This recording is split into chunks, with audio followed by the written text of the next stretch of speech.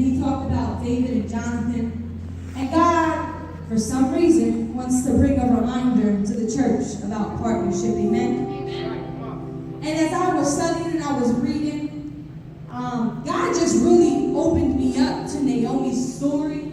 And he showed me some things that she had to go through in the process that she went through. And how many of us know that sometimes in the midst of our process, in the midst of the struggles, in the midst of the stronghold that we go through, we can't see God's hand move because we're so focused on the mess. Right? So when we look at Naomi in the book of Ruth 119, I'm going to be reading from there. I'm going to be talking about verses 19, 20, and 21. So when Naomi and Ruth made it to Bethlehem, townswomen stated, "Can this be Naomi?" But when Naomi, which name means pleasant, heard, she answered with, "Don't call me Naomi," she told them, "call me Mara, because the Almighty has made my life very bitter. I went away full, but the Lord has brought me back empty. Why call me Naomi? The Lord has afflicted me, and the Almighty has brought misfortune upon me." Needless to say, Naomi was upset. She knew that she had been blessed by God with her husbands and her sons, but she felt like she now has entered into a new season of misery, losing her husband, losing her children. So when she returned home, she felt less than, she felt empty, and she felt bitter. And even though she lost the people that were so near and dear to her, she gained something so beautiful. And what she gained was a daughter-in-law that cared for her, that loved her, that put her mother-in-law's needs above her own. We see throughout the story, Naomi and Ruth, that even in the midst of everything that she had went through, God had blessed her with a daughter-in-law that would be faithful, that would be loyal to her. Amen?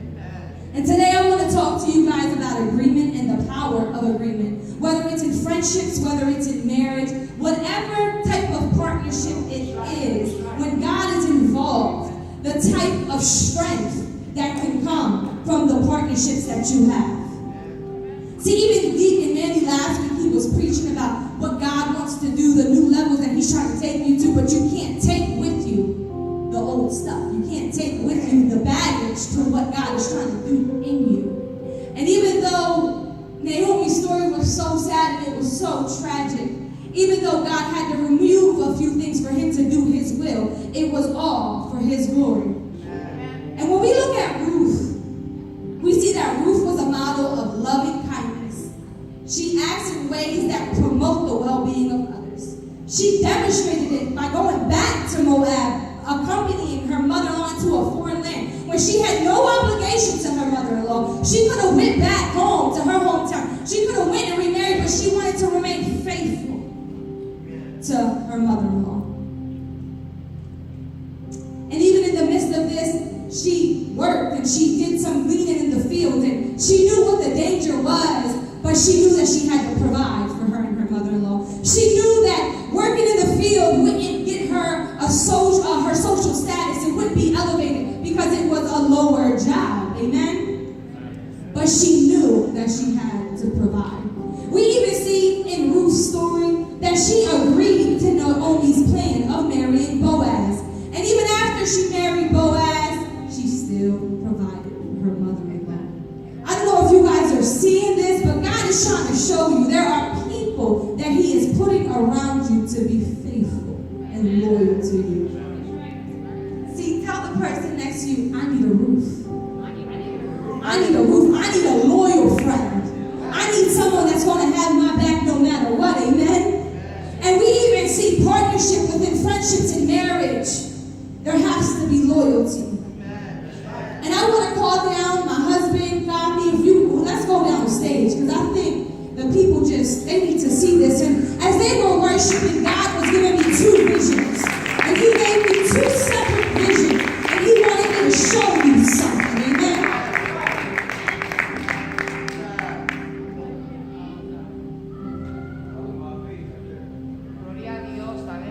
See, when we're alone, we walk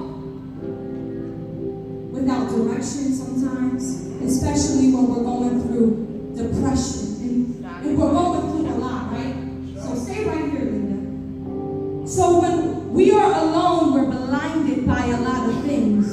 because the depression kicks in, the anxiety kicks in, right? We feel lost, we feel like we don't have hope. And then the enemy comes in like a flood, whispering lies to you. You can't make it. You won't make it. You're not strong enough. You won't succeed. Who do you think you are? But when you have partners that are next to you, and when the enemy is violently pushing against you, they're pushing you forward. And when the enemy is pushing you back, so that you can say stop, but we want you, they're pushing you forward. And your friends and the people that God has put around you to strengthen you. See, God has put people around to lift you up out of your depression and your anxiety, so that when you are down, you will not see maintain all the blessings that you can over there and see it because the enemy wants to do that. But when God puts people around you, it's to promote you to your destiny. It's to promote you to your life. It's to push you to your life. So when God is doing it, He puts people around you when you say, I am weak, until you are strong. See, God called David, and He called Jonathan together. And Jonathan went against his father's will. Thank you, guys. And when Jonathan went against his father's will, his father wanted him to kill David, but he was loyal to his friend. We look at the story of Paul and Barnabas. See, Paul couldn't enter into certain places because their Christians were too afraid of him. But it took Barnabas to open doors for him. It took Barnabas to give testimony of him so that God could move in his favor. Even in the book we see that Barnabas would even encourage Paul throughout his ministry. See, God is trying to put people around you that can encourage you through your ministry. People around you that even though there's some doors you may not be able to open, they have access to those doors. If we look at Moses, when Moses was at war, we see God called Aaron and Hur to come next to him. The battle couldn't have been won if it wasn't for them lifting up his hands. I don't know what you're going through. I don't know what problem, what depression you're facing. But God is saying that He's sending the Aarons and the Hurs to lift up your hands, to pull you to greatness. See, I need people that can run with me. I don't need you to walk with me. I need you to run with me. I need you to run with me because where I'm going, I can't look back and I can't take my time because there's too much depending on me getting to my destination. I need people to run with me. We see also in the Bible, when Mary was looking, she saw Peter running with another disciple who we later learned was John. But Peter and John, they were running to Mary. They were running. They were in the same spirit. Tell the person next to you, I need somebody that can run with me. I need somebody that can run with me. I need somebody that can run with me. We're too busy trying to find people that can't run with us.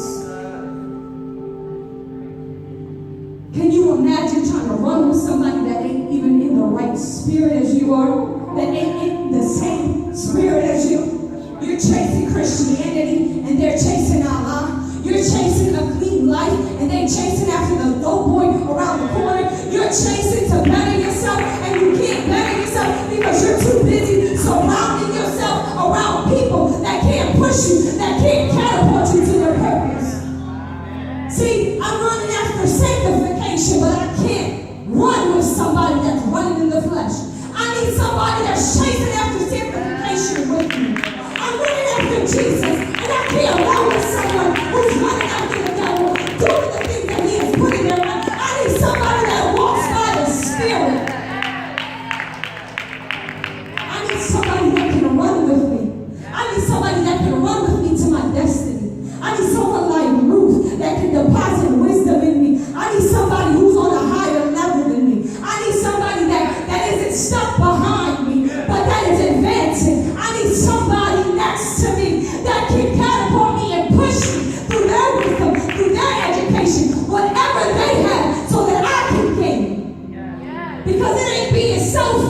cutting off people that can't benefit you.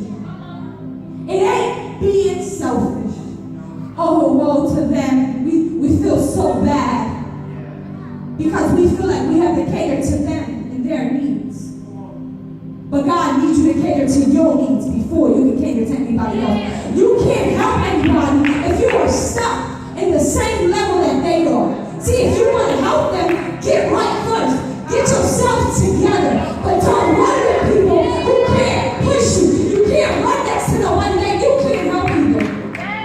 You need to run with people who are advanced, who are going further, who have a bigger vision than you. Because when you have no vision, they'll push and help you give birth to your vision. You need somebody that's going to labor with you, that's going to push what God has called you to be out.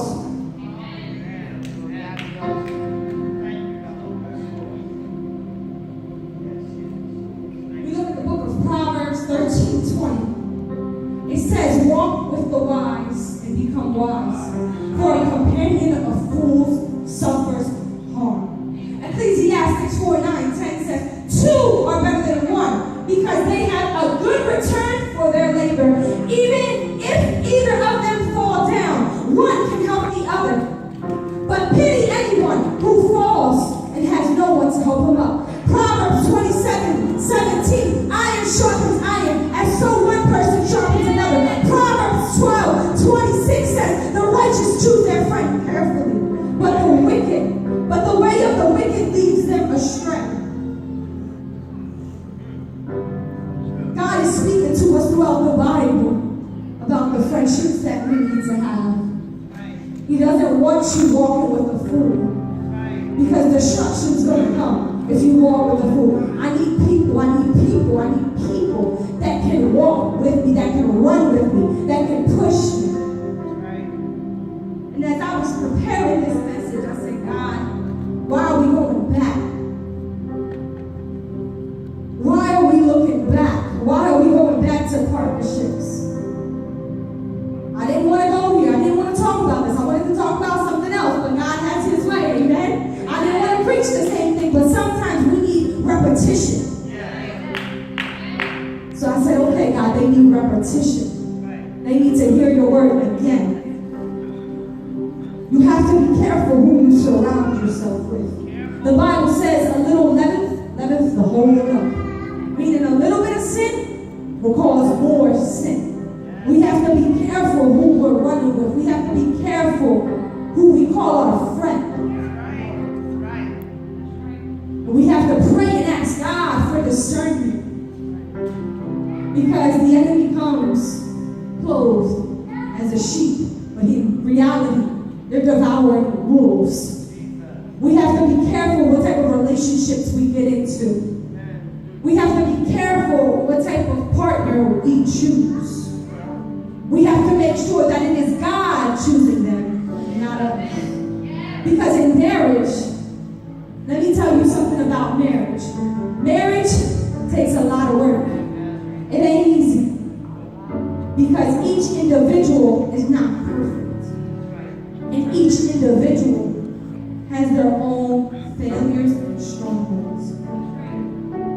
So you need to make sure that once you decide to pick your partner, that you get confirmation from God. Because as soon as you say, I do, the next thing that you're entering, you better be ready for. You better be ready to pick them up when they can't walk anymore. See, marriage is about compromise and it's about sacrifice. When my husband isn't strong and I need to be strong for him, when my husband may be acting a fool, I need to learn how to submit myself to God. When my husband may be going through depression and anxiety and he can't pray for himself, I need to be able to pray for him. When my husband can't see the calling and what God calls to do, I need to remind him of those things.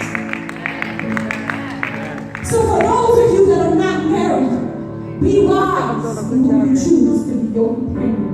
And make sure that it is God's choice. Because the last thing you want to do is enter into a marriage and suffer. Not saying that suffering isn't going to come, because it will. But knowing that marriage, and that no demon in hell can break it. See, I wasn't going to share this, but I just feel compelled to share it, and I know my husband's going to be okay with it. But my husband has been going through some things. And I said, God, give me patience. Give me patience. Give me patience, God. And I'm sharing this with you because I truly feel like somebody needs this.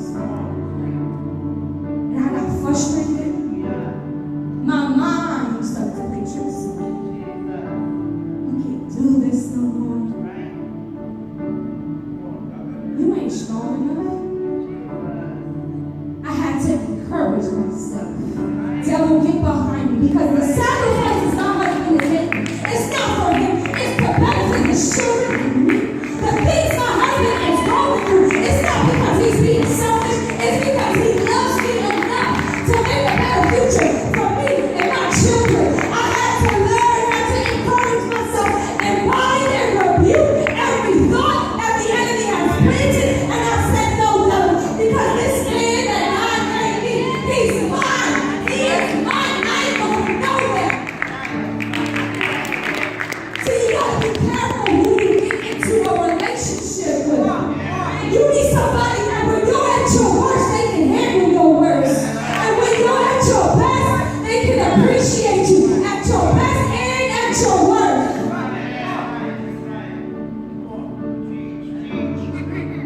See, the enemy is always trying to devour.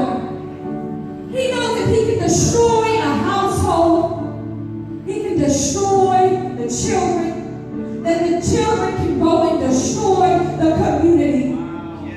See, it's a cycle that happens. That's why it's so important for the man to be present in the household. Church, you have to be careful.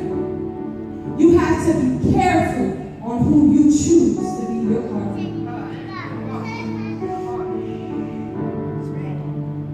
You have to ensure that even the people that you choose to be your friend can handle your stuff.